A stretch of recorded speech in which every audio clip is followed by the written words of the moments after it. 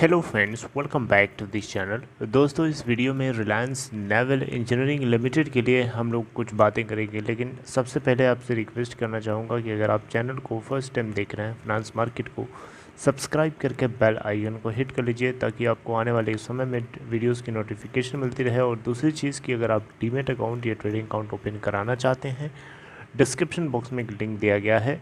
दोस्तों, Reliance naval engineering limited के अंदर लगातार आप देखें 5 दिनों की एक्टिविटी को तो आपको अपर सर्किट लगा हुआ शुरू होता हुआ दिखाई देने लगा है।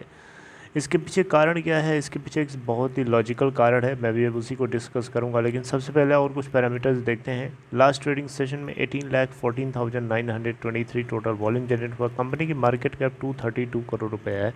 इसका 52 वीक लो 1.80 का और हाई है 6.95 का।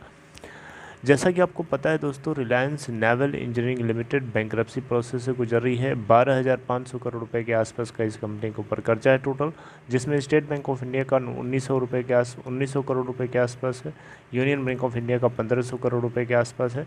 और भी इसमें कुछ बैंक्स हैं जो यहाँ पे अपनी अपनी कैपिटल को ओन करते हैं, और इसी के चलते इस कंपनी के जो टोटल लोन है या इस कंपनी का जो टोटल डेट है उसको बैड बैंक यानी NARCL के अंदर national asset reconstruction company limited, जो कि बैड बैंक के नाम से जाना जाता है, भारत सरकार ने फाइनेंशियल ईयर 2022 पेश करते समय बताया था कि ये शुरुआत होगी।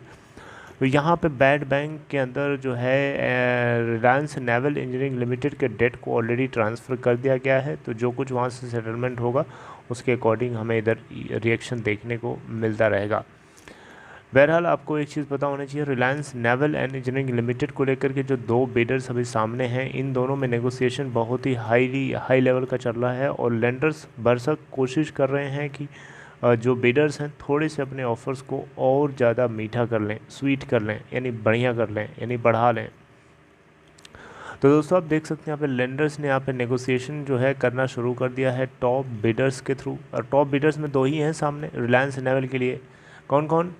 पहला तो ये नवीन जिंदल, जो कि 400 करोड़ रुपए के आसपास का देना चाहता है। और दूसरा हेज़ल मर्केंटाइल, जिसके बारे में मैंने आपको बताया था, गुजरात के छोटे मोटे व्यापारी हैं, लेकिन फिर भी इनकी ये कंपनी हेज़ल मर्केंटाइल के साथ मिल करके जो है इसके अंदर ये सबसे ज़्यादा ऑफ़र कर रहे हैं। ये 12,500 टोटल खर्चा है इस कंपनी के ऊपर, जिसमें ये 2100 करोड़ रुपए के आसपास का ऑफ़र दिया जा रहा है, जबकि नवीन जिंदल की तरफ से सिर्फ और सिर्फ 400 करोड़ रुपए का ऑफ़र किया जा रहा है। बहुत डिफरेंस है, 5 गुने से भी ज़्यादा का डिफरेंस है।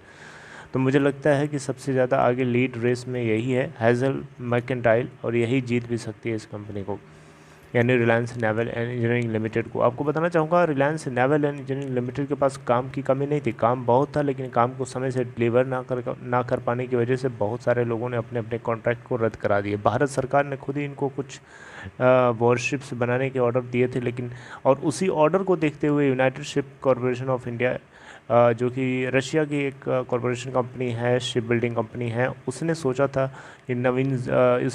कि रिलायंस नेवल को एक्वायर कर लेना बहुत बढ़िया सौदा होगा। लेकिन फिर बाद में पता चला कि भारत सरकार ने वो सारे कॉन्ट्रैक्ट ख़त्म कर दिए, तो फिर United ship building corporation of India भी पीछे हट गया कि नहीं, अब उसको नहीं चाहिए। राइट। तो दोस्तों, यही है कहानी कि अगर कंपनी के अंदर दम है, कंपनी फंक्शनल है, तो डेफिनेटली हज़ारों लोग इसको ख़रीदने के लिए सामने आएंगे। कंपनी फंक्शनल नहीं है, लीगल रूट्स में फंसी हुई है, तो डेफिनेटली उसको कोई झांकने तक नहीं आएगा। तो ये लीगल रूट से जैसे बाहर निकले कि शायद अगर डिलिस्ट ना हो तो फिर ये आपको रॉकेट भी बनाता हुआ दिखाई दे सकता है। Right. So all this points you should know mention, you should know.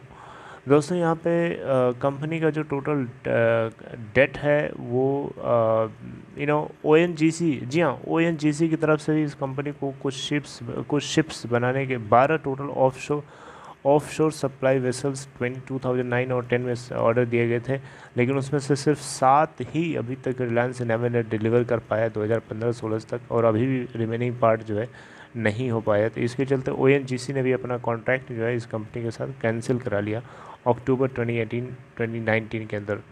Right. जिसकी वजह से इस कंपनी को फाइनेंशियली थोड़ा बर्डन और बढ़ गया। हालांकि कुछ भी हो, बैंक्स पागल नहीं है, बैंक्स को 100% हेयर कट तो नहीं झेल सकते, क्योंकि बैड बैंक के अंदर अगर वो चीज़ जा कर के नेगोशिएशन करेंगे तो उनको उतना भी नहीं मिलेगा जितना कि यहाँ से मिल जाएगा। तो मुझे लगता है कि आप मेरी बात समझ पा रहे हैं।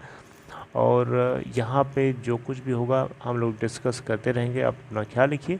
ये हेज़ल मर्केंटाइल ये इसका लीड रोल प्ले कर रहा है, क्योंकि सबसे ज़्यादा वैल्यूएशन ऑफ़र करने वाली यही एक कंपनी है, Reliance naval and engineering limited को लेके। तो इसको लेकर के जो है, जो बैंक्स हैं, जो लेंडर्स हैं, वो चाहते हैं कि ये दोनों नवीन जिंदल और मर्केंटाइल दोनों जो है थोड़े थोड़े अपने वैल्यूएशंस को बढ़ा लें।